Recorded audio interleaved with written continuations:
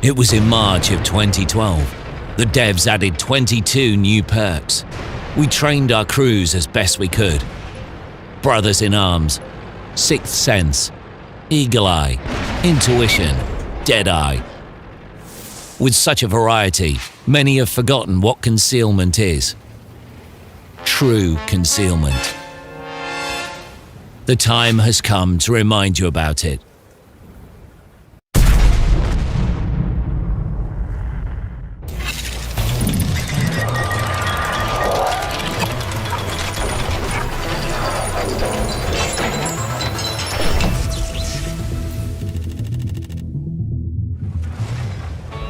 Vehicle concealment is a heck of a science. First off, here's a bit of theory from our clandestine informer. A vehicle's concealment is affected by its type, dimensions, special equipment and consumables, directives, and, of course, its crew. For any vehicle, 4 concealment figures are distinguished. First, a static vehicle. Second, a static vehicle that fires its gun. Third, a moving vehicle. And fourth, a moving vehicle that fires its gun. You can check the characteristics right in the garage. But what do they mean? It's all quite simple, really.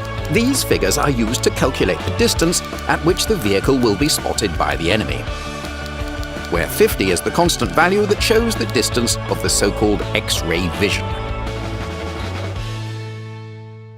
Wow, easy. Let's look at a specific example. Say the enemy view range is 450 meters. In random battles, that's an average value for Tier 10 vehicles. And here's a Barkshot, right from the factory, without any concealment improvements. The static tank will be spotted by the enemy at 383 meters. If we move, they'll see us at 400 meters. Should we fire our gun, the enemy will detect us at 437 meters. And if we shoot while moving, this distance will increase even further. An important note, light tanks generally have an above-average view range, while, say, Soviet heavy tanks are fairly blind. Don't try to remember all the numbers, but knowing at least estimates can be useful. In any battle, you have 2 simple helpers, circles on the minimap and the rangefinder. Using them is no simple task, but you can do it. Case 1, start of the battle. You're driving to a flank. An allied light tank detects an enemy spotter. You've got to shoot, yet the distance is dangerously short. As soon as you shoot, you get spotted. A sad but expected demise. Case 2, a similar battle. A similar path. But now a blind heavy tank gets spotted instead of a light tank. Take your time to aim and score a frag. Even in this case, everything could have been different. Let's examine it from a different angle. If the enemy has a fast tank, it can get somewhere between you and your target. You frag the heavy.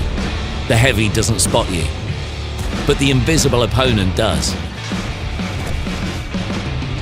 That's why instead of shooting, it's sometimes best to simply stop and wait for the enemy to drive to a distance that's safe for you. In general, use your head before a battle starts. Analyze the team roster. Think, where will the most dangerous enemies go? As the battle progresses, check who hasn't been spotted yet. Figure out where they might be, and don't be shy about checking the popular bushes. Allies are under long-range fire, but there's no enemy nearby? A light tank must be close. Get to a safe spot and check the bushes. The destroyed enemy is sure to appreciate it. See your sixth sense triggering? Now you really must check that bush. You don't lose anything if you miss, but if you hit your prey, the sense of your own greatness will overwhelm you. Let's get back to the theory. You don't have to be a genius to remember the tank is concealed most if it doesn't move and doesn't shoot.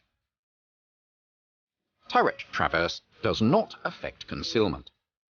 But as soon as the vehicle hull moves, the concealment factor drops significantly. For heavy tanks and SPGs, it drops by 50%, for tank destroyers by 40%, and for medium tanks it's 25%. At the same time, light tanks have a bonus. Their concealment remains the same whether they are moving or not.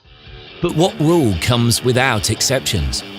Certain light tanks still lose a quarter of their concealment when moving, while some tank destroyers don't. Top-tier Swedish tank destroyers